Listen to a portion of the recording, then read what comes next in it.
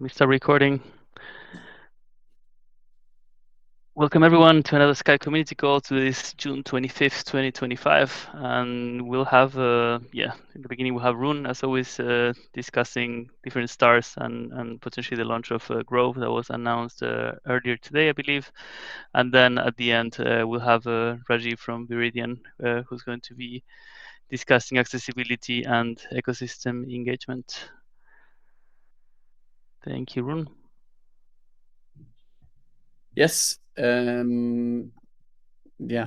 So when we were making up the topic of today's call, we just said we were going to talk about stars because it wasn't entirely clear if Grove would actually do their announcement today before the call happened, but they did. So that's obviously the interesting thing to talk about. And yeah,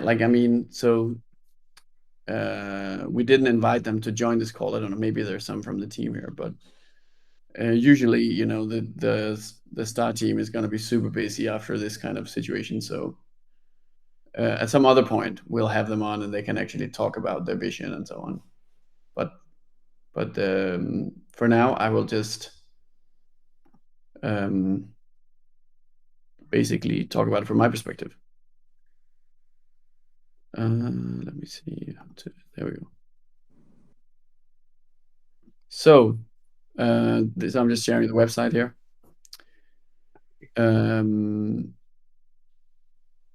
So basically, what's really cool is that Grove already was like fully set up as a star in Sky in the system, right? So it already has an artifact. It has a bunch of stuff. It also has a functional allocation system. I'm not totally sure if these numbers here are actually correct. It could be these are not true, that they're hard coded. But basically, this is kind of like their, I've shown the Spark one before, right? Data.spark.fi, where you can see the Spark allocation system and all of the assets they have exposure to. And I guess this is more like I don't know if this is actually the current state of rather it would be these two pieces here. This may be the current state of the Grove allocation system, or it's just that I don't know, it's just like something they've hard coded with basically their intention to get it to this point very soon. But whether or not this is actually showing the real underlying data, there is they do have a functional live allocation system that is fully set up and has been tested and everything. And you can sort of see this if you look through the proposals over the past couple of months.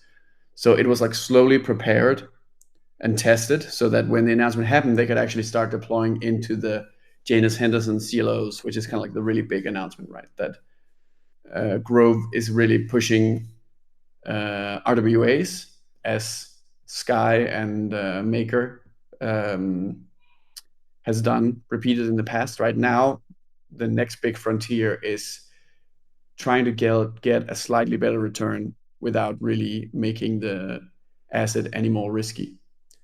And that's where AAA CLOs is just like a really interesting asset to tap into. So that's kind of the really big sort of launch feature that Grove has from when it's announced, is that it will actually be able to start deploying USDS collateral into CLOs right out of the gate. And then I'm guessing that these numbers will update in the next couple of days when they start deploying more and more and get to $1 billion in these Janus Henderson CLO tokens, or maybe more than $1 billion. Like I said, everything is already fully set up to do that.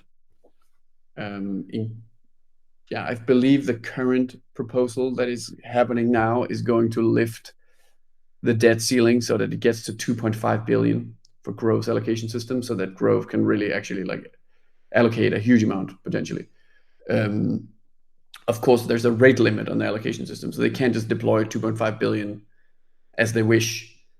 And also, there's risk capital requirements placed on them, and then they basically have what's called a virtual risk capital of 25 million right now, I believe. So they can take approximately as much risk as Spark can take.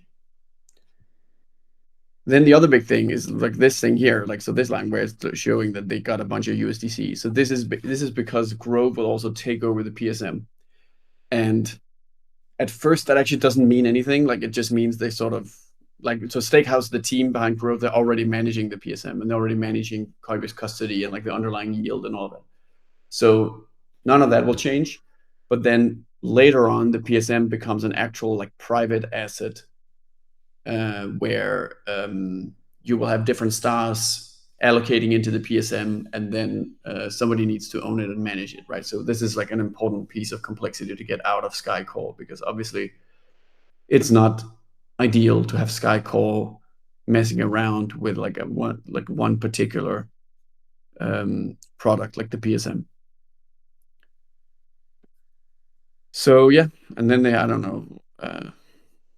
I don't know if we can click on any of this. Yeah, I don't really have much comments on any of these things, right? So they have savings, right? Um, I don't. This could mean that they will offer some kind of a product that's better than SUSDS, but it might also just be that just like Spark, they will offer they will offer SUSDS, and then Grove will generate income through the accessibility reward. And then I don't know, this like tokenization is maybe what's meant with liquidity here. Leverage is interesting, right? Because this is something like Sparkland, or like this is the ability for actual users or for counterparties to come and interact with Grove and then actually access the liquidity of Sky to use for leverage. So basically, it's a way for Grove to use external users to get more risk capital or get more collateral in some shape or form. So that's pretty interesting. And I know that it is a very competent team, and they have been working on this for a long time. So at some point, they will reveal the products and the front ends that they've been working on. I am guessing that will come.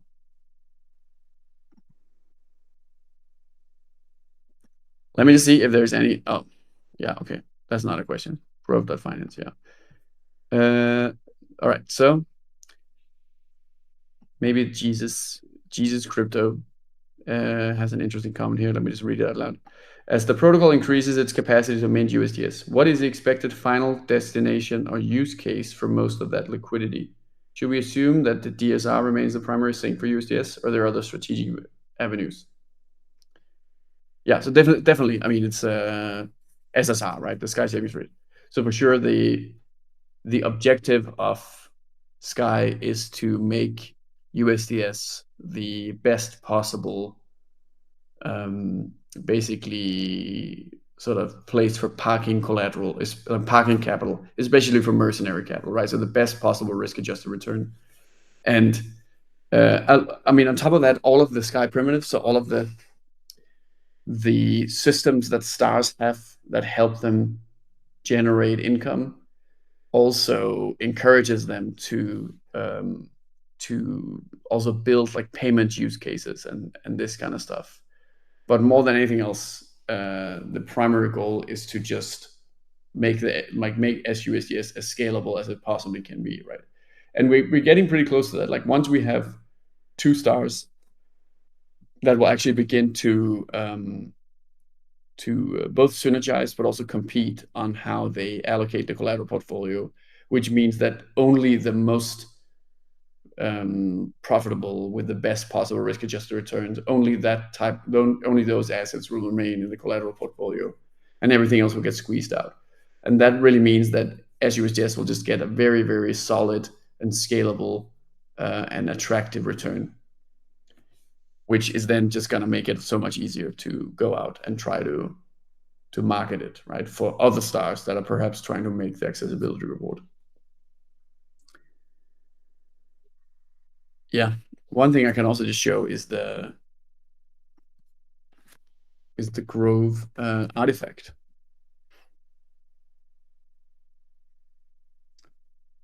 So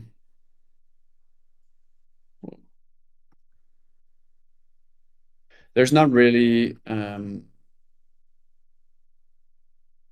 Like I don't really have anything specific to show. Oh well, yeah. Let me just show the artifact first. So yeah, so in the atlas, they're still referred to as launch agent 1. But yeah, so they I'm just trying to show that there are actually a bunch of like a bunch of logic already in here, right? So it's already functional with an artifact, and is actually quite ready for, could, like in theory, could launch a token and then run governance in the same way that Spark is about to do. You can see here it controls the Andromeda arranged structure, right? So this is like the mechanism that Sky uses to maintain recourse against most of the RWA in the protocol. And then this is the PSM, right? So this is how basically the PSM is controlled under Grove. And then you have that was a little bit divided. Then you got in Sky primitives. We can take a look at allocation system. Yeah. So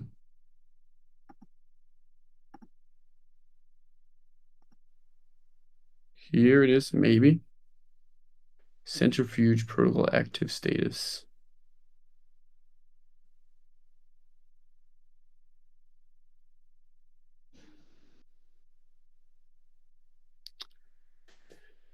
Yeah. I don't know if this actually.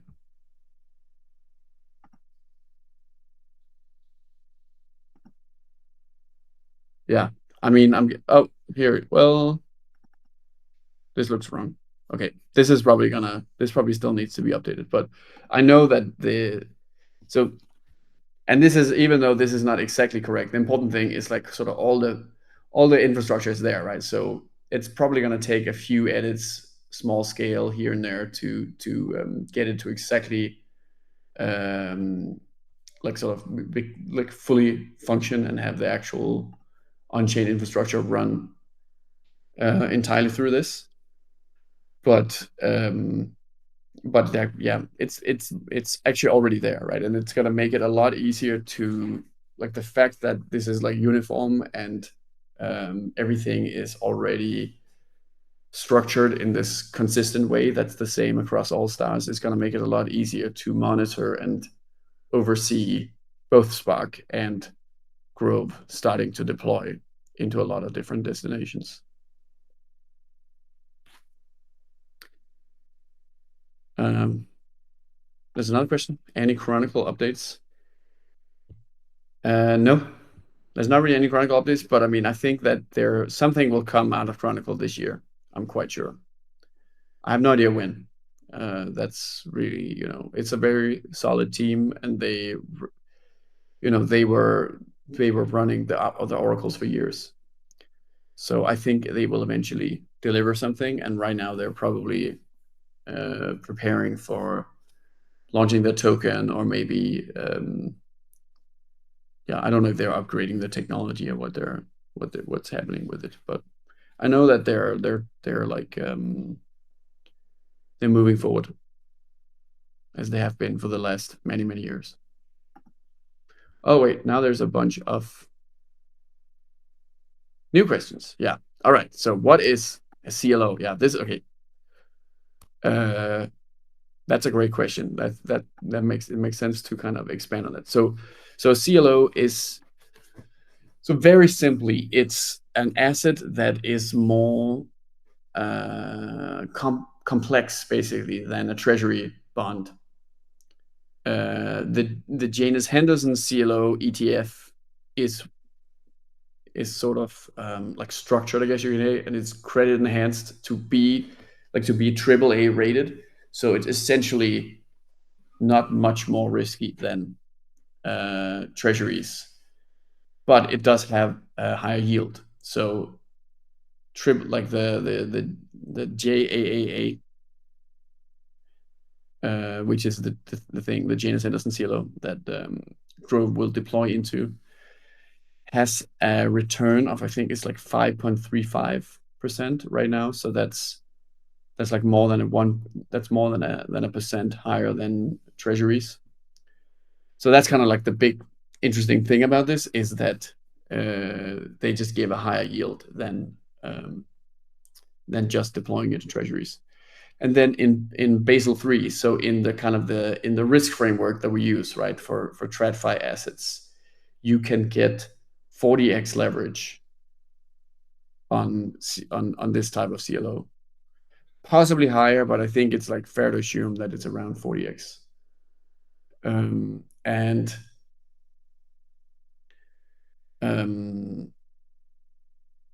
yeah, with 40x leverage, basically, then with the 25 million in risk capital that Grove has available, they will be able to deploy 1 billion into CLOs.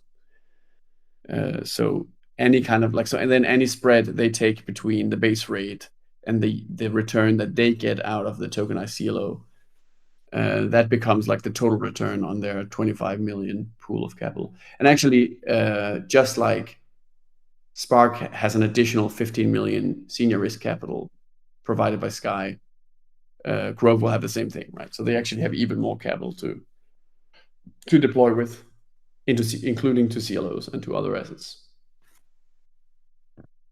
And then the question is like, what's in a CLO? And it's like, yeah, it's called a collateralized loan obligation, and it's basically like a bunch of different loans. Like one thing sort of the typical example of what can be in a CLO is a car loan, but also a whole bunch of other stuff. And yeah, I keep looking it up on ChatGPT myself because it's like, what exactly are in these things? And yeah, it's like a whole bunch of different things basically. But the important thing is that they can be you can have different quality of these assets and different ways of structuring them with tranches, right? So different, just like we use junior risk capital in Sky, the same thing is happening in these CLOs. So ultimately, they can just be made really, really safe, and not in a financial crisis kind of way, safe, but more legit than that.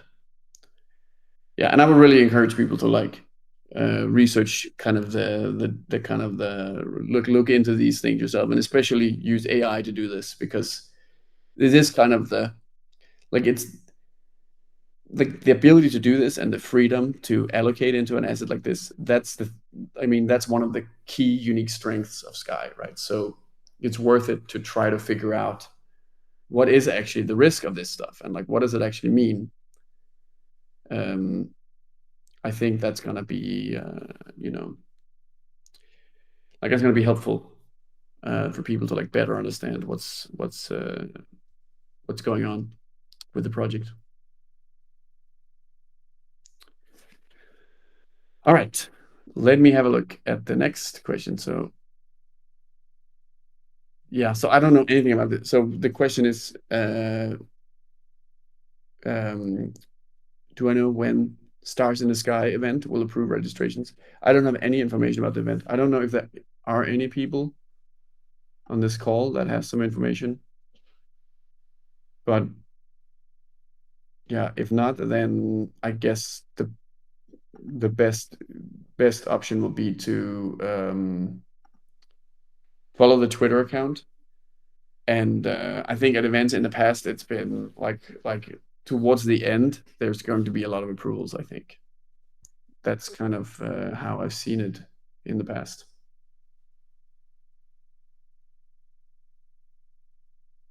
Yeah, I don't know if there's someone here that can talk about that. Otherwise, I unfortunately don't have more information about this.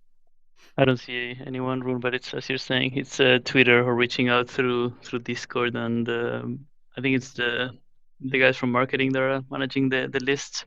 So they are the ones that know how many spots there are, and then I think they'll try to do their best to accommodate. But as always, you get a lot of registrations. A lot of people that might unregister because they cannot make it. So I don't know if there's a wait list, but that's yeah, Twitter or Discord would be your best bet as of now. Yeah. All right. Next question. Is there any work being done on dashboards that show the new Sky revenue/expenses?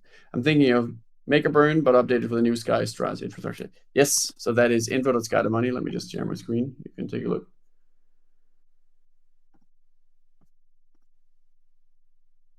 So this page, it shows profits and it even shows the value of the star tokens.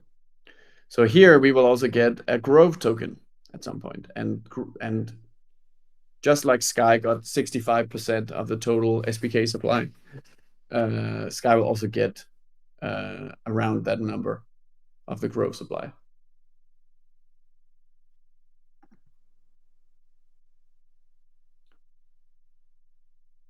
All right, let me see the next question. 2 questions. Number 1, now that Spark and Grove are competing, the least performative elements of each of the strategies will be outcompeted, promoting USDS deployment to only the better performing strategies. Is that right? Yes, that's exactly right. And you can even have situations where one star completely like pushes out the other star, basically, like where one star deploys so much that the base rate goes so high that the other one has nothing left to deploy into. And then what they start doing is they start renting their risk capital to each other. So then they can just like allocate. They can basically sort of boost the other's ability to allocate, or rather, they can allocate through each other's allocation system. So they can also synergize really well, even as they compete. So it's very scalable, and there's always going to be a good return on the internal capital of each star. Grove's announced, okay, and question 2. Grove's announced deployment of 1 billion USDS is not creating new supply, but on the roadmap. Things like their savings and leverage offerings might be. To be determined when they release more details, but those products might be attracting new capital into USDS. Is that right? Yeah, for sure, I know that they are obviously looking for ways to also earn on the accessibility reward.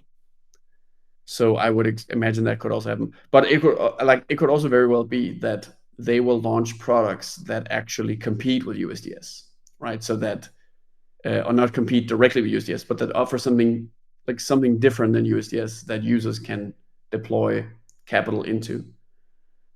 And this might sound like that's not great, but it actually is still going to benefit Sky directly, right? Because what that means is that's gonna, like, those assets would be tightly integrated with USDS, and they would have USDS as the unit of account and the means of settlement, right? And the reason for that is because then you can earn the accessibility reward end to end, right? So you can really just make it extremely streamlined and optimize the return and the efficiency of the product as much as humanly possible. And then anything that generates profits for Grove is going to benefit Sky in general. First of all, because Sky obviously has a huge stake in the Grove tokens and will distribute those out over the next 10 years. But also because, like any agent, Grove will pay the agent upkeep. So Sky will just forever have basically an upside in the value of the Grove business model. So this is kind of essential to how the whole Sky ecosystem works, right? That really all the stars are doing, and all we should ever want them to do, is just whatever the hell they can do to make profits. That's the only thing that matters, right? They just need to make profits, and then everybody benefits, right? The whole ecosystem benefits. And of course, the one really important thing to add to that as a caveat is Sky has to make sure that it's properly regulated, because then, if not, then of course a star could just get too greedy for too many profits, and then everything could blow up because they take too much risk or something. But as long as Sky regulates the risk framework properly, then it's not going to blow up. And the more profits a star makes, the better the entire ecosystem just gets, basically, and everyone benefits. All right. As the protocol increases its capacity to Oh, this is the question I already answered. So this is just what's the key use case for USDS, and that is definitely sky savings rate. And well, maybe one thing I will add to that is like just like I was saying earlier, right? That also not only sky savings rate as sort of an end destination, but also sky savings rate as a really good sort of transit source of activating your capital, right? So even if you have a different type of financial product or solution for your users. Well, and my camera just went out, did it? Can you still hear me? We can hear you, but we cannot see your screen or. Wow, that's funny. Or It you, literally yeah. just died. Yeah, whatever. I'll just turn off my wait.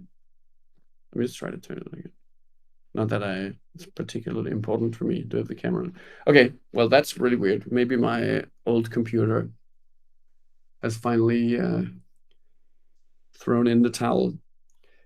Yeah, so like USDS is likely going to be also really like where it will particularly shine is for like extremely short-term returns, right? As something is like waiting to be deployed into something else, then the best possible return you should be able to get while you're waiting should be through USDS. Even if there's like a spread to get into USDS, right? So let's say you hold USDT and you have to actually pay a spread in order to convert that into USDS and then deploy the USDS into some kind of financial use case, then the yield on USDS should be so high and the spread of converting from another asset into USDS should be so low that in many cases these like hyper rational agents, right? So like robo advisors and tokenized financial agents and I don't know, financial agents running like companies of the futures, treasuries and so on, they would all actually choose to just convert into USDS, get that a little bit extra return, and then deploy it into its final destination. All right. Next question. What is the expected timeline for beginning of SPK farming and Grove token launch?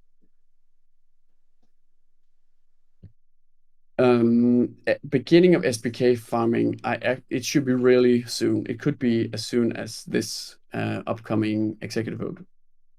I think it's very likely. So that could be something like next Monday.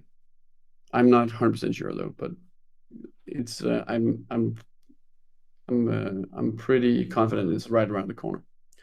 For Grove token launch, I have no idea. Probably, I think the team is probably still assessing the reception of the announcement, and then based on that, they're like working out the strategy. Right? I'm not sure that the Grove token would be this kind of like big splashy token launch in the same way that Spark was, because Spark is probably more retail focused, while Grove is much more institutional focused. So that it might be a completely different strategy for launching the Grove token. But the one thing that's interesting is that there's a very strong incentive for Grove to launch the token relatively fast, which is that the P&L of Grove will turn on quite fast. So both for Spark and for Grove, it'll very soon be turned on that they start earning their own profits and then also paying their own expenses fully. But then somewhere in Atlas, I get in the ecosystem accords, I guess. So in like the kind of the special setup that kind of creates some special conditions for Grove and Spark as one of these initial core incubated Genesis stars. There's basically a rule saying that a star that is active and that has active P&L and that is actively generating income, if it hasn't yet launched a token, then it has to basically pay a 30% tax, like a 30% cut to Sky. So all of Grove's income potential is just reduced by 30% until they launch the token. So that is hopefully going to be enough of an incentive to make sure that they are prioritizing launching the token. because obviously that's going to be really good for the whole ecosystem, right? The sooner the Grove token comes out, then it's going to help really grow the demand for USDS, and it's going to add an additional source of rewards for Sky stakers.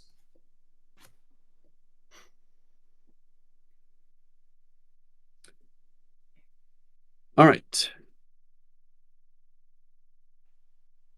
Next question is, would Sky stakers be able to receive SBK, Grove, and USDS rewards together, or will Sky stakers have to choose? The answer is kind of both.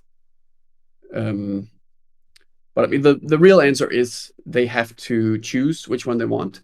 But what you can do is you can set up 3 different positions, and then you can kind of like balance them based on the kind of the total yield available for each type of reward. And then you just like proportionally choose to get a share of each reward, right? So that will give you the same result, right? So you can either choose to get all of your rewards in just one token or USDS, or you can choose to kind of diversify and get a little bit of each. So yeah, so it's basically up to the user.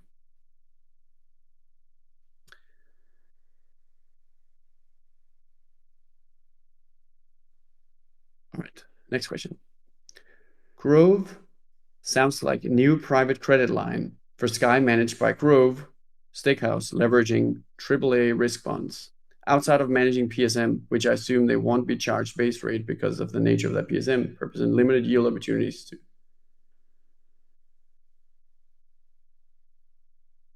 I don't, well, so the first thing about like the leveraging AAA risk bonds, that's like the initial, just like the very initial use case, right? So just immediately, Grove is going to see that the USDS collateral will be deployed into CLOs, and possibly this will help actually push up the Sky savings rate a tiny bit. Probably not much, but it is possible that it will be pushed up just a little bit.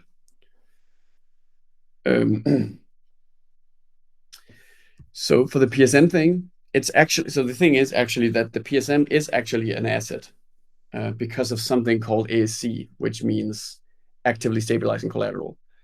And that's basically a system that generalizes the PSM, the concept of the PSM, so that there's no longer a single PSM and like a single place where Sky demands there has to be a bunch of liquidity in this one place so that we can maintain the peg of USDS. Instead, every star will basically have like an obligation, an ASC obligation, it's called. So basically, it will have a requirement to, whenever it wants to deploy with the allocation system into some kind of interesting asset, it also has to maintain a little bit of the liquidity that protects the peg. And so the AC obligation is for putting collateral into assets that have active resting bids for USDS. So something like the PSM, right? What's sitting there has a resting bid. And then the stars can kind of like trade these obligations with each other. So my assumption, and I think also hope in the sense that I think this would make things a lot easier for everybody initially, is that Grove becomes like the primary provider of this type of service. So maybe Spark will manage their own ASC, but like other smaller stars, they might all decide it's a little bit too complicated for them to both juggle their allocation system and then also have to worry about ASC. So they might choose to just basically pay Grove to take over their ASC obligations. And then Grove just like deploys into the PSM or deploys into something else, and then like something liquid that counts as actively stabilizing collateral. And then they get a little bit of funding basically to cover the opportunity cost of deploying into more liquid collateral. Yeah, this is super complicated. So this is probably not too easy to really grasp. But it's also not turning on anytime soon. So in the short run, the PSM, like I said earlier, like the PSM is actually just it has been practically managed by stakehouse the whole time. It's just now it's being kind of more formally associated with Grove, because Grove will over time take over full ownership, including P&L of the PSM. And they will be able to turn it into an actual asset with real, like with an opportunity to generate value for Grove. All right. Let me see. USDC is non-yield bearing stablecoin and therefore not prohibited by US regulators. Yet Coinbase is still able to reward USDC holders with some yield using campaigns and some reward programs. Could that be a strategy for USDS to be compliant with Genius Bill while still providing yield to holders? So this is a very complicated topic, and actually there is some upcoming proposals and changes to the way that the SkyAgent framework works that may increase the flexibility to try to make something like this happen. But it is very difficult, and it's like hard to predict how this will all play out. There's a real possibility that USDS focuses on the niche of just not being not being a stable coin that complies with these national regulatory frameworks. And as a result, USDS could be completely excluded from centralized exchanges. But what might then happen is that institutions and companies simply find other ways to get exposure to it, because the cost of following something like a Genius Bill is a very strong restriction on what type of collateral you're allowed to use. So that means it would prohibit USDS from being backed from things like CLOs and so on. So that could very well be that it's simply like it's going to be more difficult to access, but it would have a higher risk-adjusted return. There's also a possibility of kind of like a hybrid strategy that actually would allow USDS to be offered in like two variants. So one that is one that fits into a stablecoin framework, and then one that is just like fully decentralized and just maximizes risk-adjusted return. Yeah, but this is extremely complex, and there's currently it's not clear to what type of approach will be taken. But like I said, my preference is that we come up with a very holistic framework that actually allows USDS to continuously adapt. Because of course, there's also so many different jurisdictions, right? You also have to think about how to make USDS available on centralized platforms in Europe, and there's going to be similar frameworks in countries all over the world. But my final thought on this, though, is that I think in the end, this kind of regulation only has relevance for humans, really.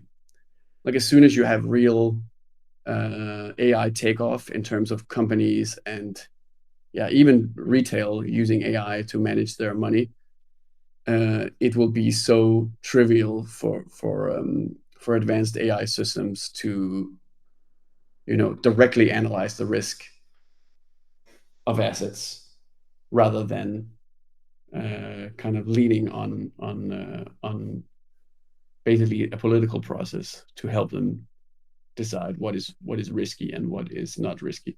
So I ultimately expect that what people will prefer is the best risk-adjusted return, right? In terms of like if you're using an AI system to manage your money and protect your savings and so on, then the kind of default strategy you would like it to take is the best possible risk-adjusted return, I think. So it makes sense that USDS would aim for that, or at least have a variant that focuses on that.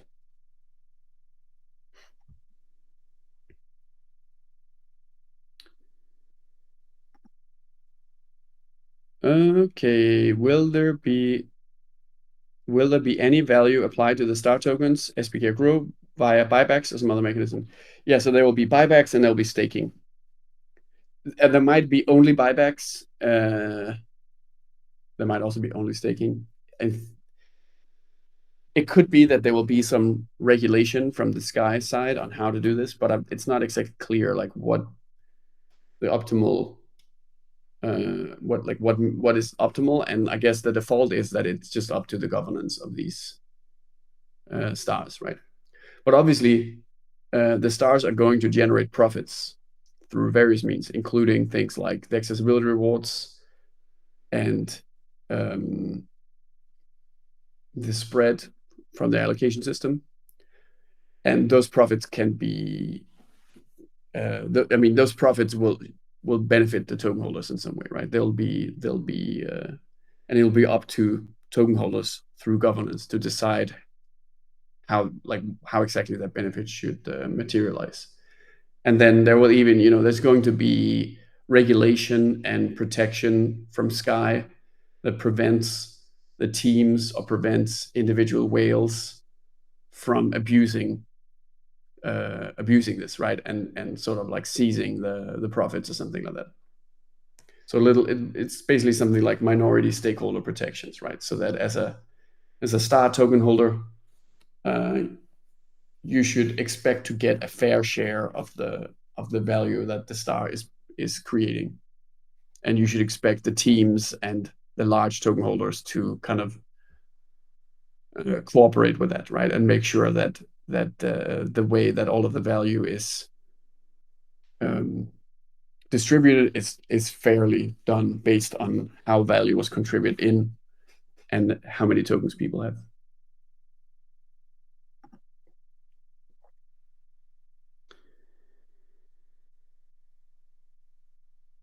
All right.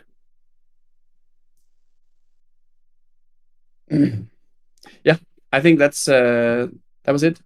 Maybe Rajiv can do the demand analysis overview now. Hopefully you hear me okay. Thanks, Rin. Yeah, thanks. Take it away.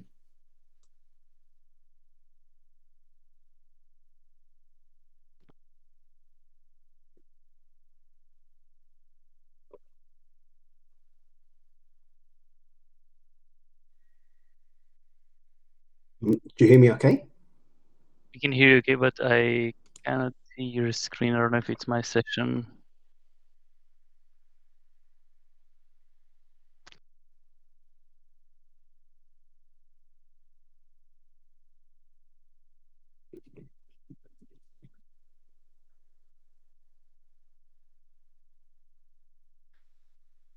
Can you hear us, Rajiv? I think we can hear you, but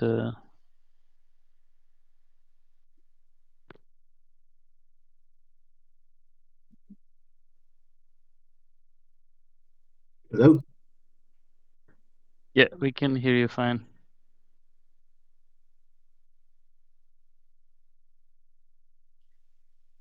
I don't know, Felipe, if you can share your screen with what Rajiv was going Hello? to. Maybe we can get him a good setup for next week.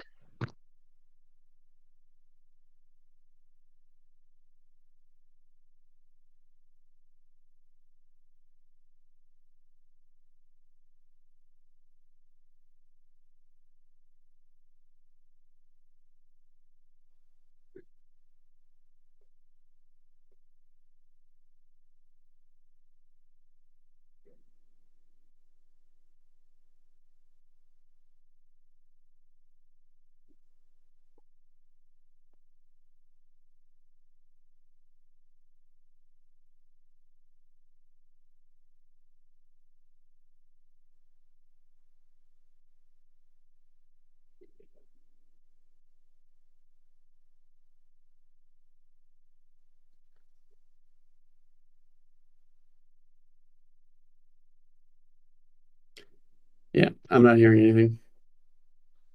Yeah, no, same. It's broken. Okay, I guess Felipe, you don't want to present. I don't want to put you in the spot, or yeah, the 32 people watching are pretty nice. I almost promise, but all good if you don't want to.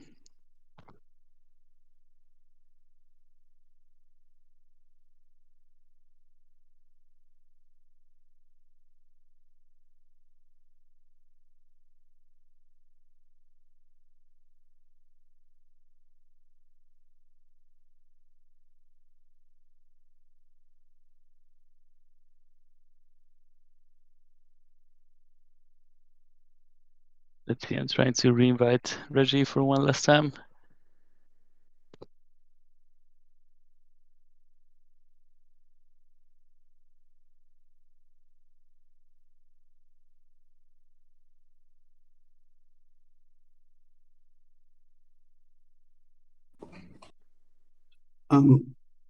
Hopefully you hear me. Yes, we'll see you for a few seconds. Let's try sharing. It says the screen is being actively shared, so let me tell Philly to stop sharing. Okay. Okay, hopefully now. Let's see.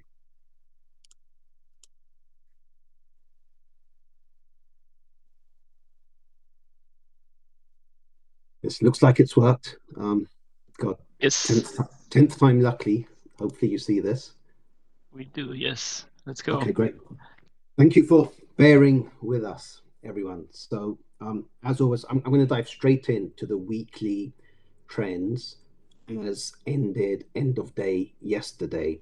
And as we've seen in these last few weeks, another week of sustained growth in the 100 to 200 million range, actually about 150 million. And this time it's all coming from our savings feature. If you look at the USDS overall demand and I strip out savings, you can see how flat it's been across the other main categories that we've been tracking of multi-chain, the USDS lending markets, the Pendle Points market, and token rewards, which are all the big categories.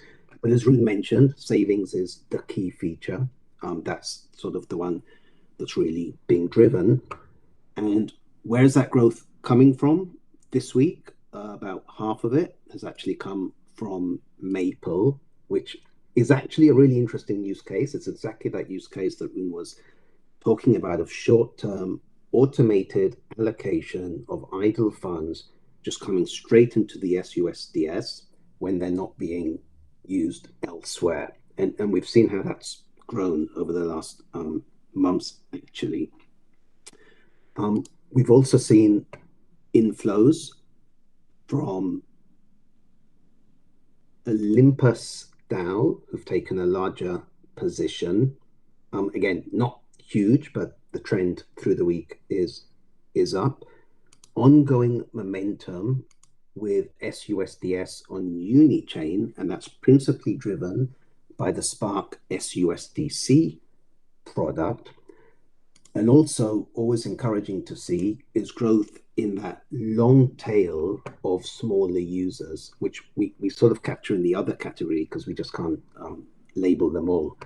So that's a summary of the week for USDS. And actually, I also wanted to touch on something we've been looking at is the wider market landscape, especially for permissionless yield paid in stables. And we've sort of been thinking through who really should be part of this. Obviously, Sky and Athena. We talked about sort of the momentum Syrup's been seeing, so we've added them in. But actually, one group that we think was missing is Aave, and they're offering through their A tokens for USDC and USDT.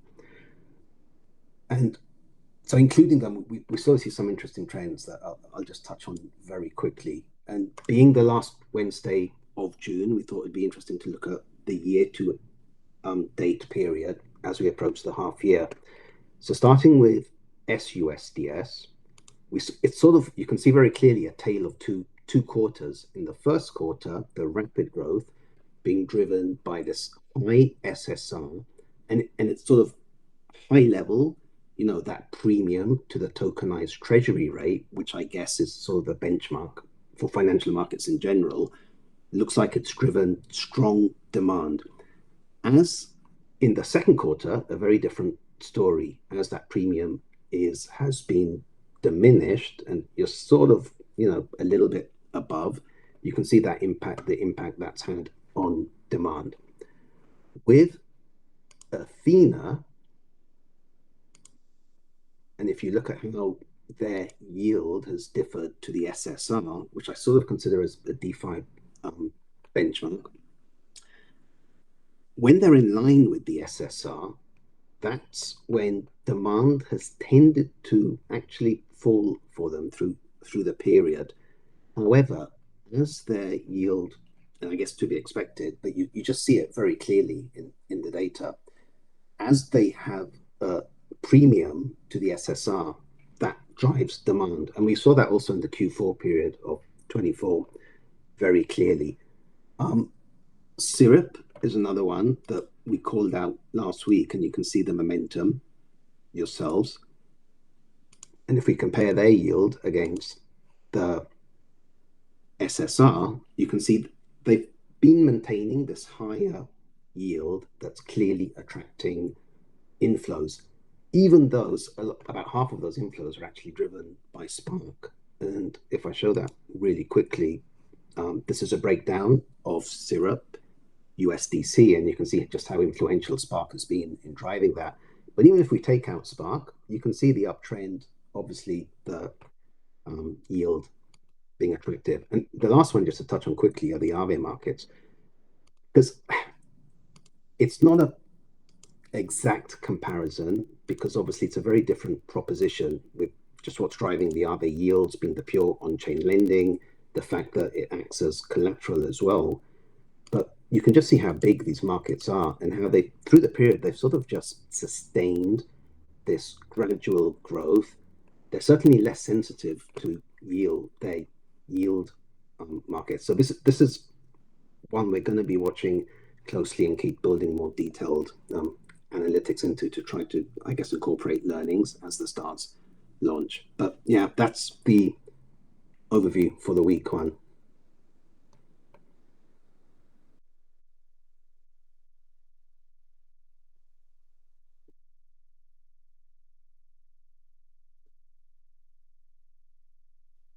So I hope I didn't lose everyone. Oh, sorry, I was muted. Thank you very much for that, Rajiv. I don't know if there's any questions. I haven't seen any, but my platform hasn't been working too well. Yeah, I don't think there's any questions, right, Catcher? All right. Then yeah. Thanks again, everyone, for joining us. We still need to see if there will be a call next week, since I've heard that a lot of people are going to be in Cannes for ETVC, so potentially it's a good week to take it off. But yeah, hopefully soon we can get the Grove guys in here to present their star and answer questions from you, which are always interesting. So yeah, with that in mind, thank you and have a good evening. See you in the forums.